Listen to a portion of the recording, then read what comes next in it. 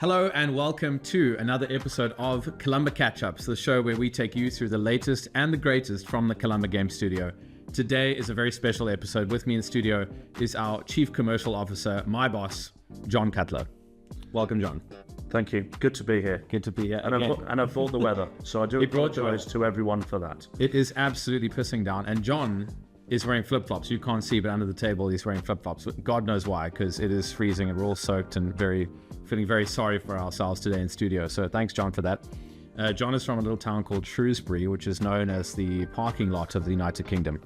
I believe that's affectionately what it's. I didn't really. We'll get that on the tourist. The tourist track. Yeah, it's actually a beautiful town. Stunning. Never been. I've heard great things. Yeah. So I'll need to come visit you there sometime. And John, I'm sure that you're relieved because, as you know, typically on this show, I've got Elliot with me as my co-host, and I'm usually making him dress up in very weird and bizarre outfits. So you must be relieved that you're not dressing up today. I think probably some people watching me this morning probably do think I'm in a weird and wonderful outfit, but probably not quite as bad as Elliot's though. So it's all good. No swinging in the chairs. Otherwise we can't be. Jade's going to shout at you.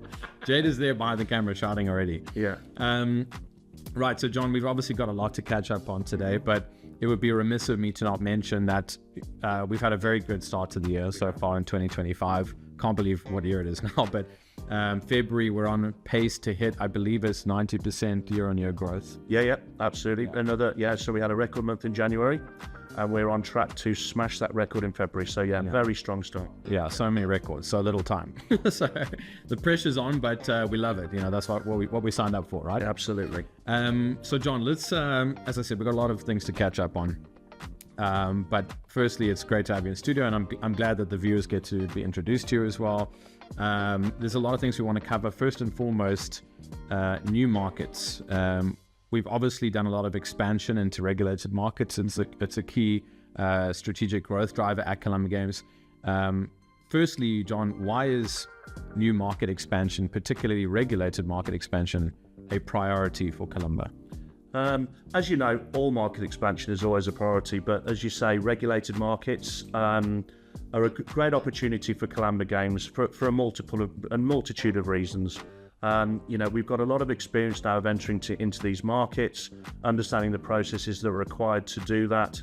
And as the markets move forward, I think more and more markets will become regulated. So it's always good practice to understand how that operates. From a business perspective, in terms of valuation of Kalamba Games, it's a very simple metric. Regulated market and regulated income is seen as a priority from a valuation perspective. And I think there's also that credibility element. In regulated markets, you're seeing as an established brand, a business that does things the right way because you have to. So there's an element of perception. Absolutely right. So there's obviously the financial incentive. Perception is just as important. No, and absolutely, yeah. Credibility, it is key. As we know, there's a lot of requirements in order to enter into these markets. We've been very successful in doing that over the last 12 months. Let's talk specifics, right? So we have plans now to enter Brazil. Yes. Obviously, that is the buzzword of the year so far. It is. We are poised to enter that ideally end of March, possibly April. Don't quote me on that because Alex will be watching this episode. But yeah, very excited about Brazil, and we've got a lot of pre-existing key partnerships there that we're going to be entering into anyway. So it's not exactly like uncharted territory for us. We've got Leo Vegas, Alea, to name a few. And that's obviously had its challenges, but there's an element of also the unknown. You don't really know what you don't know, and you've got to make that, as we were talking about this yesterday, you've got to just, back yourself, take the step and see how it works out. You do your research, you preempt certain variables in the market, you do your risk, your cost analysis, and then you enter the market and pray for the best. No, absolutely. And I think, the key things with the market like Brazil is that Brazil itself is quite an established market, but obviously it now becomes a new market because of the regulation. So you've actually got a good understanding of what the potential of that market is already. And actually, with regulation, the reality is that some developers will not go into the market for whatever reason.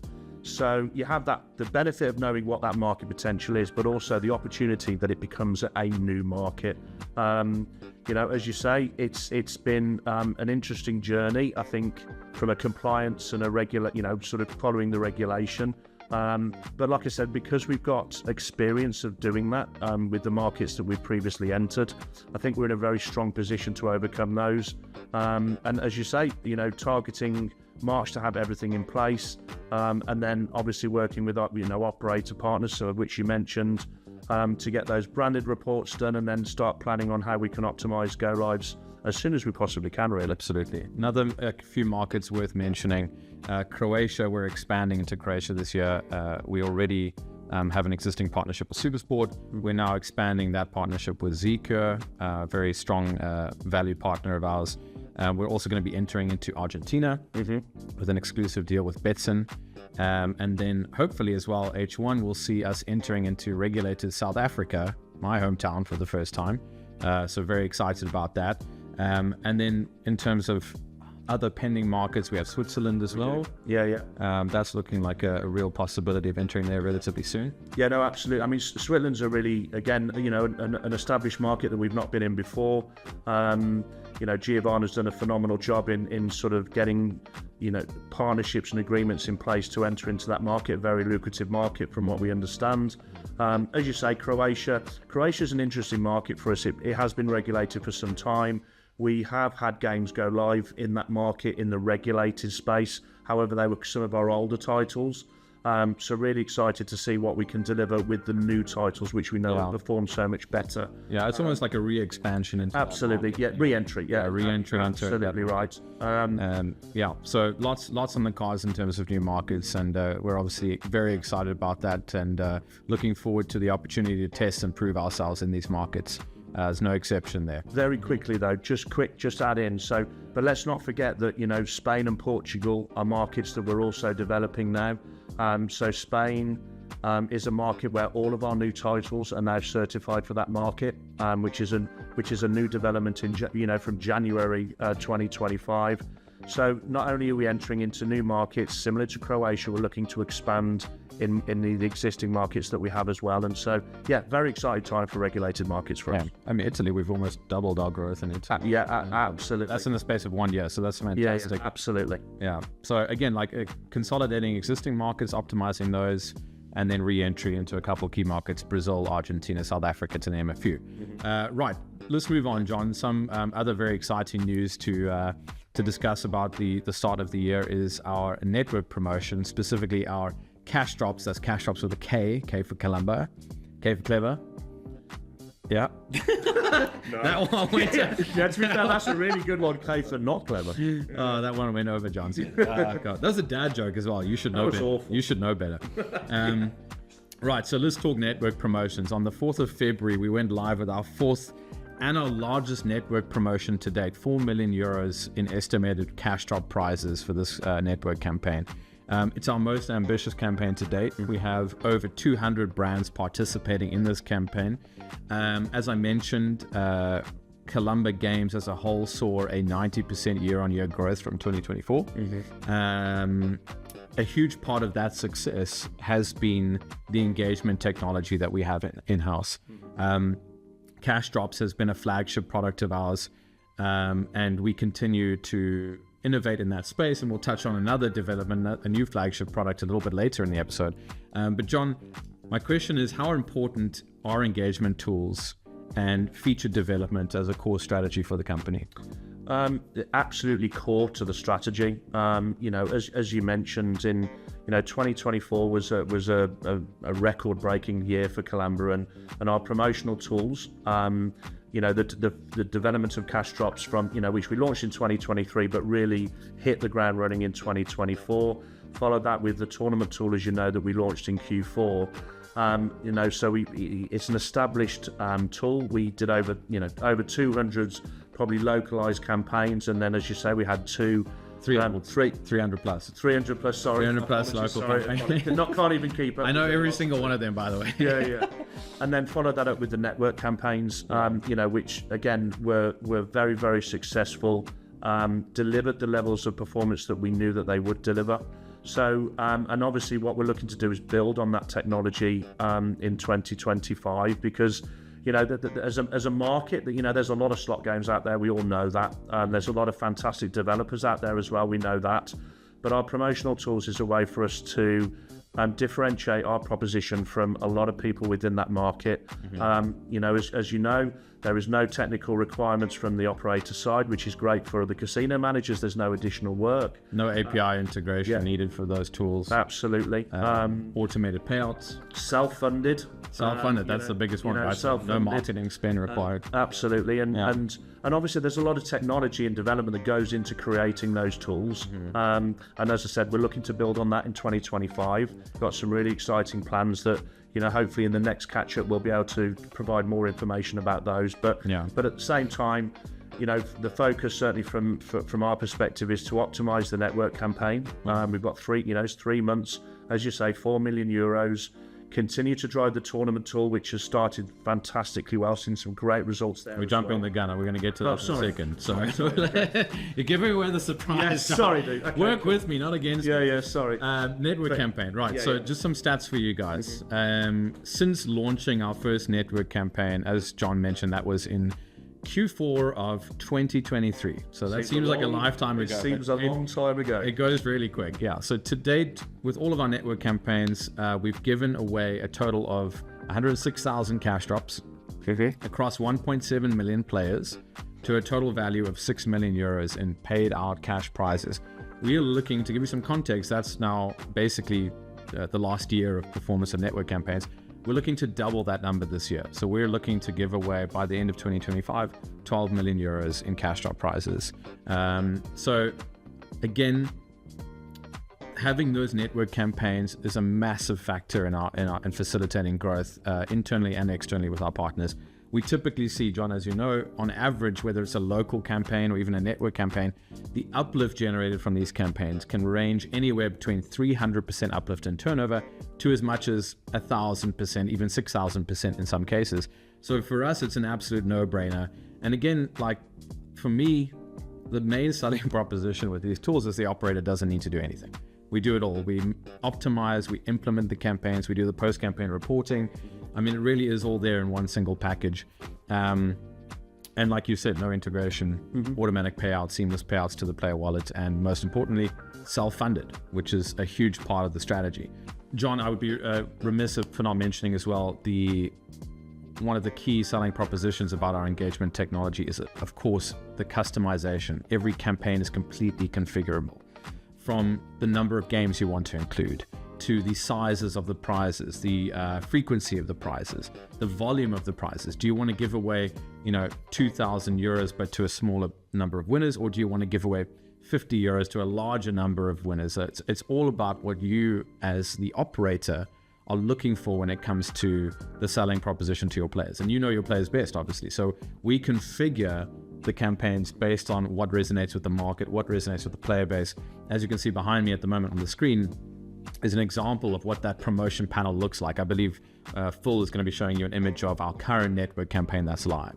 Now, as I mentioned, 4 million euros, that is divided into 4 separate campaigns on the network level, each campaign with a total of 1 million euros in prizes giving away. So there really is, no limitations. The tools were designed specifically to make them as flexible as possible. We're not going to say it's a one-size-fits-all approach. In fact, we're going to do the opposite of that. We're going to start with the operator's needs and with their players' needs, and then we will configure and build a campaign based on those parameters. So absolutely, John, you're right. That is a key selling proposition of this engagement technology. Customizable, configurable, and scalable, whether it's on a local campaign level or a network campaign level. We do it all, right? So there is definitely not a one-size-fits-all approach. Absolutely right. Right, and that kind of leads into our next topic, which is progressive tournaments. Now, this is a new flagship technology that we debuted in Q3 of 2024.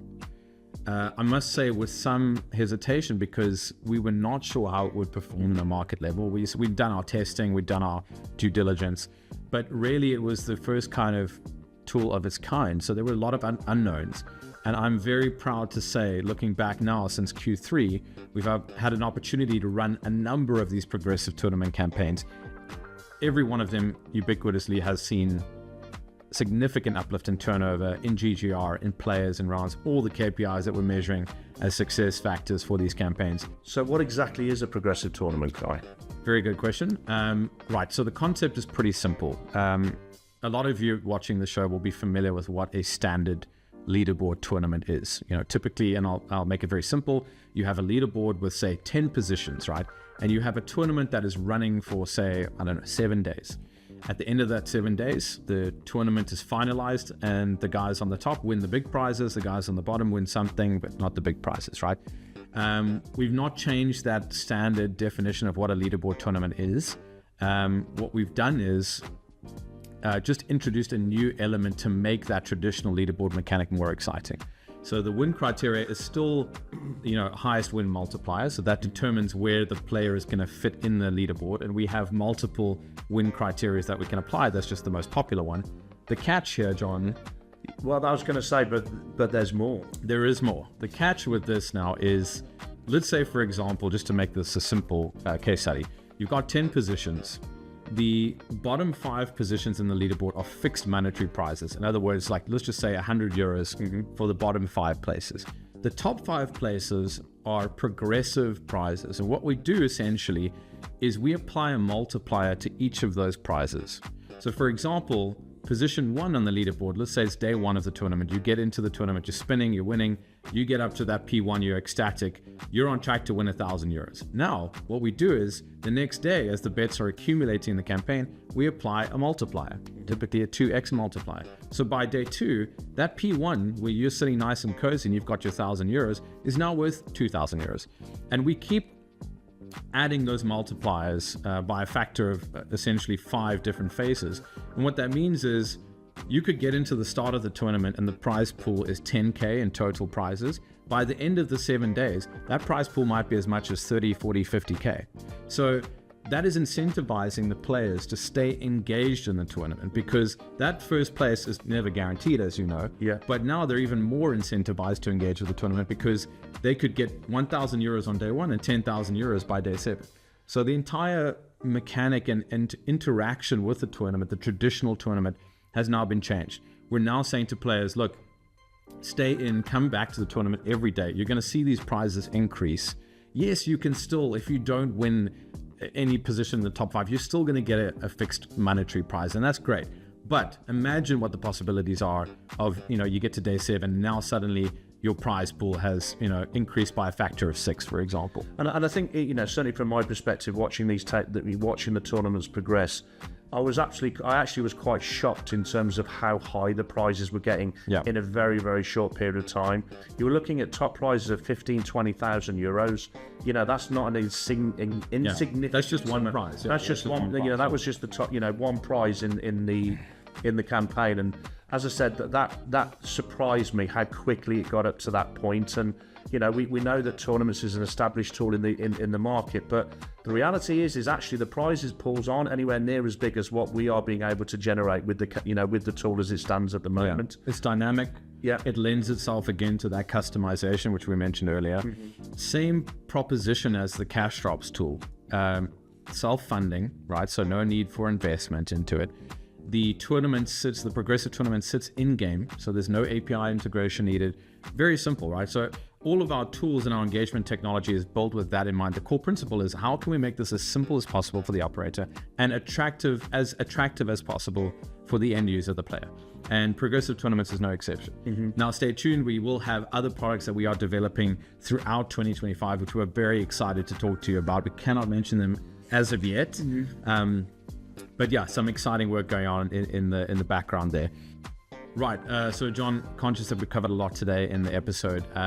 Something that is kind of last but not least on the agenda is new partnerships. We've obviously brought in a lot of customers into the fold, both in 2024 and in 2025. Can you talk me through and talk the audience through some of these new partnerships, and what are you most excited about? Yeah, not a problem at all. I mean, as you know, essentially from a commercial perspective, there's 2 core objectives. There's one, developing your existing business, supporting our existing partnerships, optimizing that as much as we possibly can. And then the second element is introducing new partnerships into the mix. And to put a bit of context into that, so last year, 25 of our top 100 operators were brand new operators in 2024. And naturally, we're looking to dramatically increase that for 2025. One of the key decisions that we've made to do that is to introduce Carmen, who will be joining us as Business Development Director, who's actually sitting in the corner right there behind the cameras, but we will definitely get her in front of the camera at some point. I couldn't persuade her to join us. She's not a fan of the camera. But and Carmen brings a wealth of experience, and I'm sure we'll add significant value in developing our pipeline and getting the pipeline through from initial conversation to launch. But at the moment, we've got a lot of good stuff going on. Star Casino went live in Italy earlier this year. Already seen some fantastic results there. Yeah. We went live with A1, who are a sweepstake and a very established sweepstake provider. Fantastic people to work with, and again, that's gone live and is going fantastically well. We're also in advanced stages with Games Global, so the agreement is done. The integration is in process. Zekur, as you mentioned, in Croatia, is a new opportunity via essentially an existing partnership.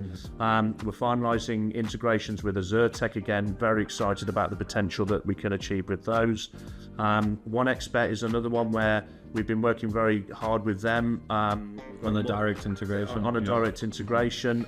We've got multiple agreements, so we can serve a lot of their markets, just finalising the integration with them. Microgame is, again, one that's been going on for some time because of the nature of the agreement, but we're now in the integration process with them, again, further supporting our expansion in Italy and building on, essentially the fantastic results that we had there. We then have PAF, an absolutely wonderful partner in their own right, but also giving us opportunity to serve operators in Switzerland. So double whammy there, which is absolutely fantastic. And then, last but certainly by no means least, we've got Gamanza as well. Again, very, very established distributor in Switzerland. A lot of opportunities that will come through that integration. So we're working very closely with them as well to get that live and up and running. And as I said, I mean, this is just a snapshot. Yeah. We've got a lot of work. We have cut out. Yeah, we have in H1 of this year. Yeah, but it's exciting, and I think as you mentioned, some pretty big names there, and I think it's indicative of our trajectory as a company. The fact that we're now at a position where we can bring in these guys into the fold, which is very exciting for us. Yes, it means lots of work and it's a challenge, but we relish that opportunity, and having Carmen on board and the commercial guys, it'll be a challenge, but it'll be fun, and we look forward to expansion into new markets, new partnerships. If you are interested in partnering with us as a supplier, please do not hesitate to reach out on our website, and we'll be sure to get back to you. No, absolutely. I think we've got into a very good place in terms of how we manage our relationships and expand. So therefore, expansion, using good practices will deliver great results. So yeah, very excited for what we're going to do in Q1 and obviously for the rest of the year. One last question before we wrap up, John. What is the spirit of Kalamba? What represents the spirit of Kalamba to you? Very good question. And I think, to be fair, it probably has changed over time. I think, certainly from my perspective, and I think what we have worked together, sort of over the last 18 months to deliver is, look, we know that we're not the biggest, but at the same time, what we want to do is we want to be the best overall. We want to be the most supportive account management team. We want to develop the best games that we possibly can do. So like I said, we want to be the best in overall, all facets, crossing everything, and we want to do that by being efficient, by being nice, and overlooked quality. No, absolutely. Just be nice. Just be nice. If you can be nice, why wouldn't you be? But joking aside, it's about being very supportive of our clients, so responsive. That's a very, it's a key thing that you've done a phenomenal job in working with the team to do that. We're very focused on performance. Let's not get it. Let's get it right. We're not.